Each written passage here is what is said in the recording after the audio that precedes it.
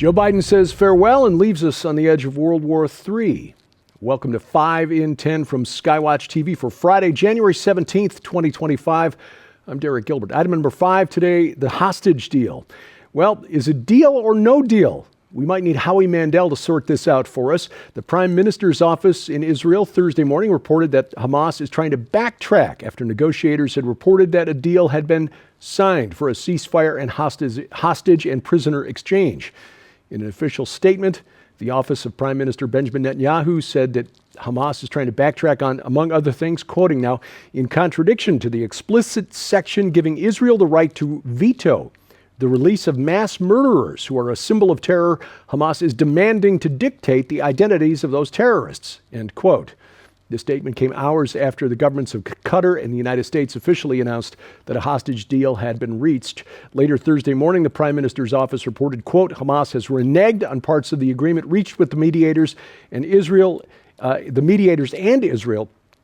in an effort to extort last-minute concessions. The Israeli cabinet will not convene until the mediators notify Israel that Hamas has accepted all elements of the agreement, end quote. Now, this may change by the time you're watching this on Friday, but this is the status as of Thursday morning, which is not a surprise if you've been watching what's been going on there for any length of time. You know anything about the history of Hamas or, frankly, violent Islamic jihad for any of its 1,400 years of history. This is kind of the way they operate. The other factor at work here is that some of these hostages may be in the control and are probably in the control of other groups inside Gaza, like Palestinian Islamic Jihad, who may or may not decide to abide by whatever terms the Hamas negotiators agree to.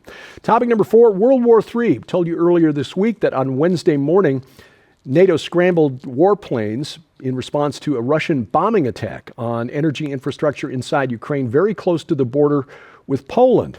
Now, this wasn't just a missile attack. This involved Tu-22 and Tu-95 strategic bombers, which means you had warplanes from opposing sides in very close proximity, waiting to see if the other side was going to do something foolish and open fire. This is a very dangerous situation, and Russia's attack probably a response to Ukraine's largest missile attack of the war, using British Storm Shadow and American ATACMS ballistic missiles, which Vladimir Putin had said would constitute NATO's direct involvement in the war and would widen the war to acknowledging in the open what it has been on a proxy level for the last 2.5 years, a war between Russia and NATO, not just Russia and Ukraine. In a meeting with, and this is not a surprise that Volodymyr Zelensky, Ukraine's president, would authorize such an attack. Last week in Germany, he requested NATO troops on the ground. He's trying to drag NATO into World War III because he knows this is the only way Ukraine comes out of this on the winning side. Maybe if Ukraine goes it alone, as it has, it just doesn't have the manpower or materiel to stand up to Russia, as we've seen. It's only been through the extensive support offered by the U.S., the U.K., and NATO that Ukraine is still even in this thing. And also this week, Russia and Turkey now accusing Ukraine for trying to destroy the last natural gas pipeline connecting Russia and Europe, which runs through Turkey. It's the Turk Stream pipeline. Of course, Nord Stream and Nord Stream 2 was blocked. Nord Stream 1 was blown up by parties unknown. But apparently earlier this week, Ukraine launched 9 drones to attack infrastructure connected to the Turk Stream pipeline. All 9 shut down. But again, this would be an attack on key infrastructure. Seems to me like cutting off one's nose to spite one's face. Cutting natural gas that Europe needs during the coldest months of the winter, but trying to blame it on Russia in order to drag NATO into this conflict full force. Sherrod has been saying for 4 years now, more than 4 years actually, that it appears that Joe Biden's main purpose for being installed as president of the United States is to drag us into World War III. And in the last weeks of his presidency, he's getting awfully close. Topic number 3 this week, of course, Los Angeles. As we told you, the story of the fires in LA keep getting worse. This disaster now, which may have been preventable. We won't know for sure. I mean, it's hard to prove one way or the other, but certainly there are fire mediation efforts that could have minimized the ability of this fire to spread. $275 billion, the most recent price tag on the cost of the damage that I've seen. We told you this week how the officials in California appear to think that the 25-year-old movie Idiocracy was a prophecy or an instruction manual rather than a comedy. Governor Gavin Newsom blocking water from Northern California from flowing to Southern California to protect the Delta smelt, a bait fish, a 3-inch long minnow-like fish that is all but extinct. We also told you about an endangered shrub in Topanga Canyon in Pacific Palisades, where that fire, as of this recording, still less than 25% contained. And that to protect this endangered shrub called Bronton's milkvetch, fire prevention efforts, replacing power poles, 100-year-old power poles, wooden poles with steel poles, which don't burn, and widening fire access lanes through Topanga Canyon. Those were all halted when environmentalists found that the Bronton's milkvetch were being damaged. And now that park, Topanga Canyon, one of the areas that is burned, along with presumably the Bronton's milkvetch. Daily Mail reported last week that a whistleblower shared a memo written the day before the fire in Pacific Palisades broke out that Los Angeles Mayor Karen Bass had wanted to cut another $49 million from the budget of the LA Fire Department. This in addition to the $17.6 million in cuts from this year's budget that she got. She was advised by the fire chief in Los Angeles, Kristen Crowley, that cutting another $49 million would mean closing 16 fire stations. Again, more and more items like this come out, and it is just absolutely mind-boggling when you see the disaster that has resulted from this absolute foolishness. Topic number 2, Joe Biden's farewell. He gave his final speech from the Oval Office on Wednesday night. Couple of takeaways from the speech. He warned against wealthy oligarchs wielding too much influence over politics here in the United States. This from a man who just gave the Presidential Medal of Freedom to George Soros. Soros, who spent a lot of his own money backing the campaigns of district attorneys across the country who fundamentally transformed major cities like Los Angeles, San Francisco, Portland, Chicago, St. Louis by choosing not to enforce the law.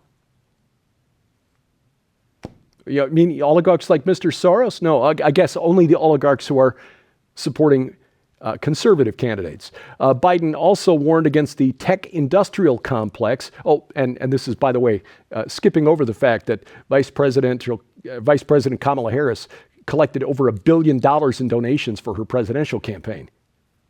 And you know those weren't all coming from, people like us sending in $5 and $10 at a pop. Anyway, Biden also warned in an echo of President Eisenhower's farewell speech, the tech industrial complex. Of course, President Eisenhower had warned us of the military industrial complex.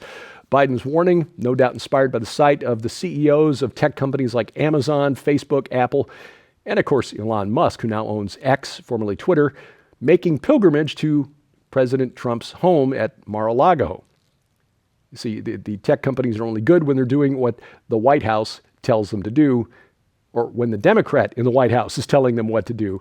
Finally, Biden's call to protect respect the institutions of government like the courts, like the way President Biden respected the ruling of the Supreme Court that his plan to unilaterally forgive student loan debt was unconstitutional. He just sort of ignored that. Again, don't listen to what he says. Look at what he does. And this would be true of candidates, of politicians, of all parties. Coming up, one of the most underreported stories of the Los Angeles fires. We'll tell you that next on 5 and 10. Ladies and gentlemen, right now you can help the Skywatch TV ministry continue to broadcast the gospel of Jesus Christ to the four corners of the world and receive your very own copy of this incredible new work when you order the Destination Earth Ultra Collection. This incredible collection not only includes the brand new book Destination Earth, Ancient Aliens, The Ancient of Days, and the ancient plot to hybridize humanity that reveals for the first time ever Christ's own words that refute the alien God interpretation, who and what aliens originally were according to the Bible, how they fit into the Antichrist's agenda, and more.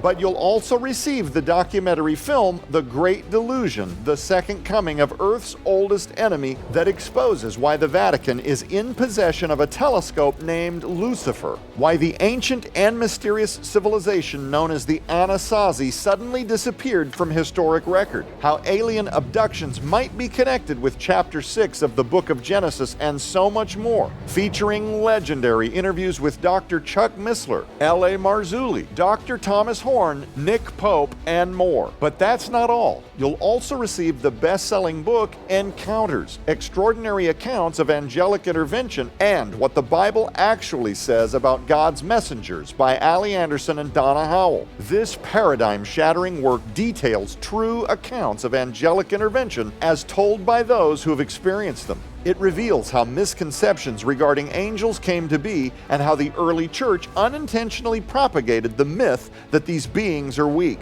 And frameworks the fierce capacity of angels' powers, including their strength in warfare, ability to fly, and how they manipulate earthly elements to carry out God's will, and more. All of these items hold a retail value of over $65. Yours now for your donation of only $45, which includes free shipping to all U.S. orders. Support the ministry of Skywatch TV today. You can scan the QR code on your screen using the camera app on your phone for instant access to this special opportunity. You can also visit us at skywatchtvstore.com or call 1-844-750-4985 and ask for the Destination Earth Ultra Collection right now. Item number one today, one of the unreported stories connected to the Los Angeles fires is the tremendous loss suffered by the art world. That is Hunter Biden you see on the screen behind me. Hunter Biden's been renting a very spacious, very opulent home in the Los Angeles area. And that home, sadly, the rental home, has gone up in flames, along with, reportedly, 200 pieces of art created by Hunter Biden, allegedly worth millions of dollars.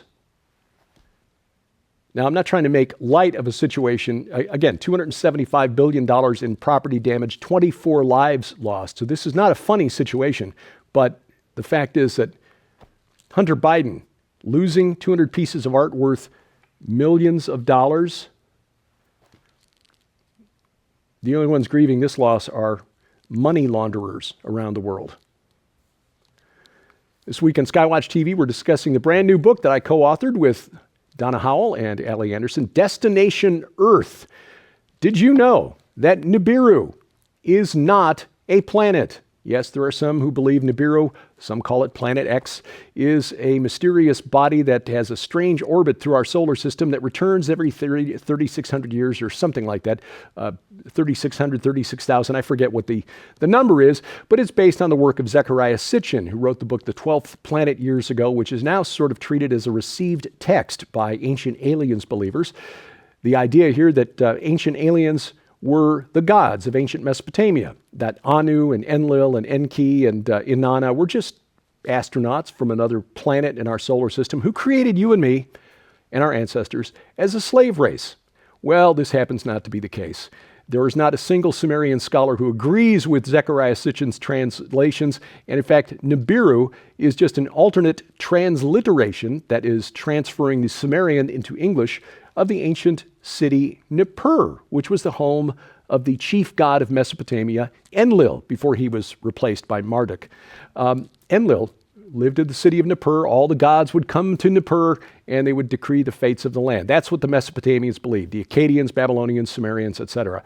Well, it just so happens that in Ezekiel chapter 1, where he sees his vision in the sky of the wheels within wheels, which ancient aliens believers, was Ezekiel seeing a UFO? No, he was seeing the throne room of God directly over the Kivar Canal, which runs right through Nippur, next to the temple of the chief god of Mesopotamia, Enlil. God knew what he was doing. Anyway, we talk about that on this week's program. Don't miss it. You can watch it right now at skywatchtv.com. You can watch it over the air. Our broadcast schedule posted for your convenience at skywatchtv.com/channels. You can also watch it on a set-top box if you've got Roku, Apple TV, Amazon Fire TV, or if you've got a smart TV preloaded with Roku or Amazon Fire TV. Please add the Skywatch TV channel to it. That way you get all of our video content right there on the big screen. It's on the internet, youtube.com/@Skywatch Television, rumble.com/Skywatch TV, or our mobile app, which brings it directly to your smartphone or tablet. You can download the video content to your mobile device to watch offline. The devices we support, iOS, Android, Amazon, Kindle, Fire phones and tablets. And we have links to all of their app stores at our website, skywatchtv.com/app. By the way, some of you asked about the Skywatch TV podcast. Yes, we are still producing the podcast.